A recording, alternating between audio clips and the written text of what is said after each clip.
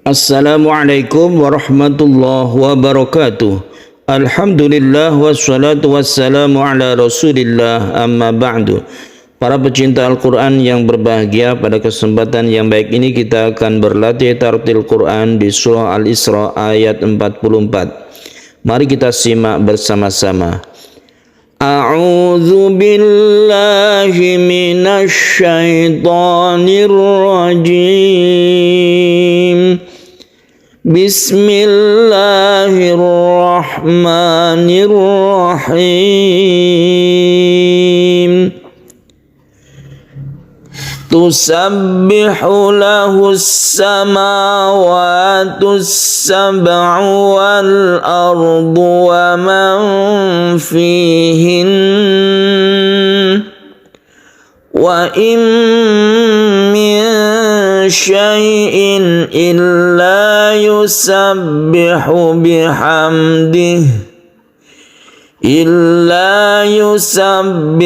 bihamdihi walakin la tafqahuna tasbihahum innahu kana haliman ghafura. Para pecinta Al-Quran yang berbahagia, baiklah kita bahas tajwid yang ada di ayat ini sehingga kita lebih fasih di dalam membaca Al-Quran. Yang pertama yang perlu kita perhatikan yaitu ada tasydid sin yang sebelumnya itu ada alif lam. Ini menunjukkan bahwa ada al bertemu dengan sin yang kita sebut dengan idgham syamsiyah. Cara membacanya yaitu kita langsung masuk ke huruf sin. Sementara sin tersebut dia itu harus membacanya lepas atau kita sebut dengan rokhawa. Rokhawa itu jenis huruf atau sifat huruf yang dia itu tidak boleh ditekan tapi dilepas. Seperti kita membaca tasydid sin ini. Tusabbihu lahus sama. Jadi desisnya itu kelihatan di situ tidak diputus. Contoh yang diputus seperti ini.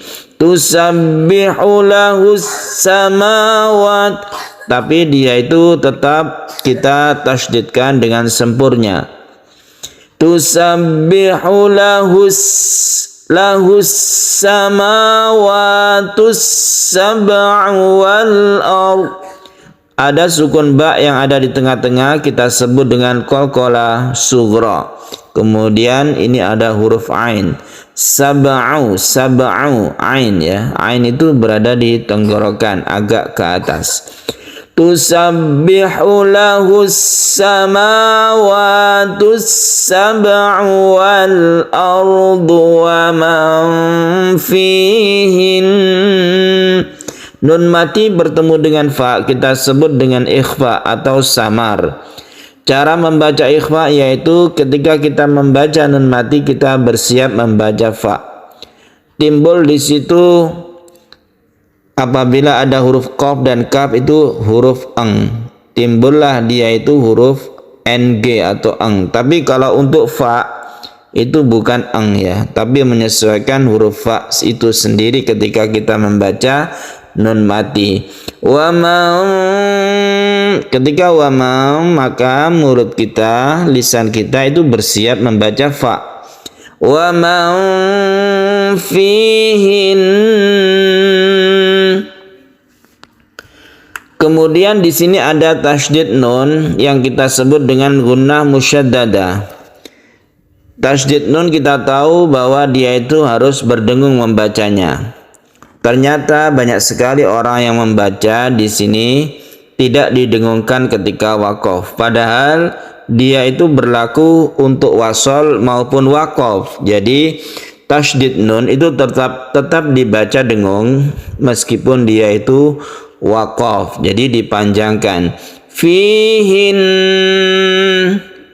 Tapi haknya itu langsung tasydid nun ya. Jangan salah di fihin itu lain lagi, tapi kita langsung ke tasydid nun atau kita tekan ke nunnya kemudian kita tahan. wa man fihin, seperti itu. Dan ini wakafnya adalah wakaf al-waqfu aula, wakaf itu lebih utama atau kita lebih baik berhenti di sini. Tusabbihu lahu samawati sab'u wal ardu wa man fihin. Jadi ikhfa'nya itu berdengung, gunanya juga berdengung meskipun dia itu wakaf.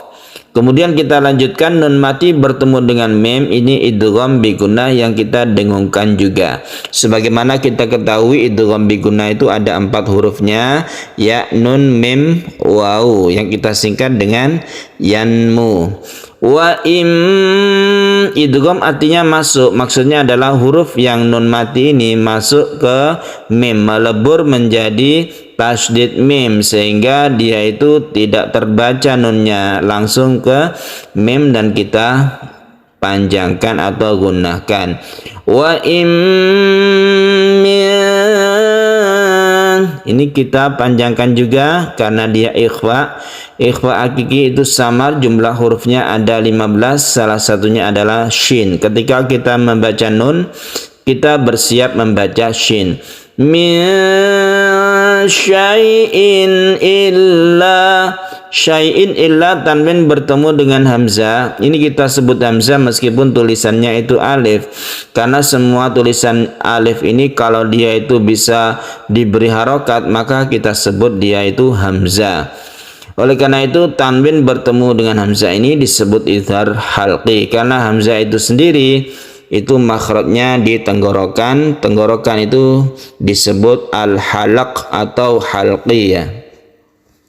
Maka disebutlah izhar ini disebut izhar halqi karena huruf-hurufnya itu huruf tenggorokan, ada 6. Ada hamzah, ha, ha, kha, ain, ghain. Kemudian kita lanjutkan, di sini ada ha, ya, bihamdihi, mim mati bertemu dengan dal, kita baca izhar syafawi. Kemudian di sini ada hak dhamir yang kita baca panjang 1 alif. Kenapa dibaca panjang? Sebabnya karena dia itu diapit oleh 2 huruf hidup, ada dal yang kasroh, ada wawu yang fathah. Karena diapit oleh 2 huruf hidup, maka dia itu dibaca panjang 1 alif. Inilah yang dinamakan mad silah qasirah. Jadi mad silah qasirah itu panjangnya 1 alif. Walakilla, walakilla, ini tasydid lam, bentukan dari nun mati bertemu dengan lam. Ini melebur juga, ini idgham juga, tapi idgham bila gunnah. La gunnah itu artinya tidak berdengung. Jadi langsung tanpa dipanjangkan kita langsung tasydid ke lam. Walakin la tafqahuna tasbihahum. Kemudian kalau kita itu membaca ini misalnya di tanda wakaf, antar tanda wakaf ini kita tidak kuat nafas, kemudian kita berhenti, maka kita boleh berhenti seperti yang tadi. Wa im min syai'in illa yusabbihu bihamdih, boleh berhenti di sini. Kemudian kita ulangi dari illa. Atau kalau misalnya agak kuat sedikit kita berhenti di walakin. Ini tidak apa-apa. Contoh seperti ini. Wa im min syai'in illa yusabbihu bihamdihi walakin. Jadi walakin sukun nun sebelum kita itu tasydid lam. Jadi tanpa ditasydidkan lam, ya, karena sukun nun saja kalau kita berhenti. Dan kalau kita berhenti tidak sama dengan yang tadi fihin. Kalau fihin itu kita tahan karena tasydid. Kalau ini sukun. Kalau sukun itu tidak perlu ditahan atau didengungkan kalau berhenti. Walakin, gitu saja. Walakin. Kemudian kita ulangi dari mana? Dari walakin. Walakin la tafqahuna tasbihahum. Kita berhenti lagi. Di sini ada tanda wakaf qaf lam. Ini tanda wakaf ini hampir sama dengan tanda wakaf yang huruf to itu, ya. Huruf to itu adalah wakaf mutlak, artinya lebih baik berhenti. Kemudian kita lanjutkan, di sini ada tasydid nun yang gunnah musyaddadah juga, kita tahan membacanya. Innahu kana haliman ghafura. Hak domir juga ini, yang tadi itu kasrah, yang ini dhammah. Dia itu dibaca panjang karena diapit oleh dua huruf hidup. Dibaca panjang satu alif, tandanya dhammah terbalik kalau Al-Quran terbitan Indonesia. Kalau Al-Quran terbitan Madinah itu ada wawu kecil di bawahnya, itu menunjukkan mad silah qasirah. Kemudian banyak yang terkecoh di sini. Saya sering mendengar orang yang belajar, khususnya pemula, itu halimang ghafura begitu ya, padahal ini bukan ikhfa ya. Jadi ini harus jelas, suara tanwinnya itu harus jelas, berbunyi an ya. Haliman berbunyi n, huruf n ya, itu harus jelas dan tidak diikhfakan ya, bukan halimang ghafura, bukan, tapi harus jelas haliman ghafura, man, jadi mannya ini harus jelas. Kemudian ghafura kita baca panjang satu alif sebagai mad iwad. Iwad itu artinya ganti, yaitu tanwin fathah diganti menjadi mad. Innahu kana haliman ghafura, panjangnya satu alif saja. Baiklah, kita baca dari depan lagi, silakan ditirukan. Tusabbihu lahus samawati sab'u wal ardu wa man fihin wa im syai'in illa yusabbihu bihamdihi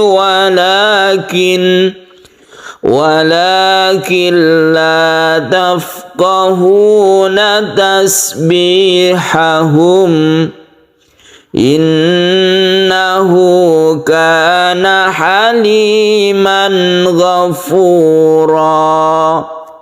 Sadaqallahul azim. Para pecinta Al-Quran yang berbahagia, demikian latihan tartil Quran kita di surah Al-Isra ayat 44. Semoga bermanfaat. Wassalamualaikum warahmatullahi wabarakatuh.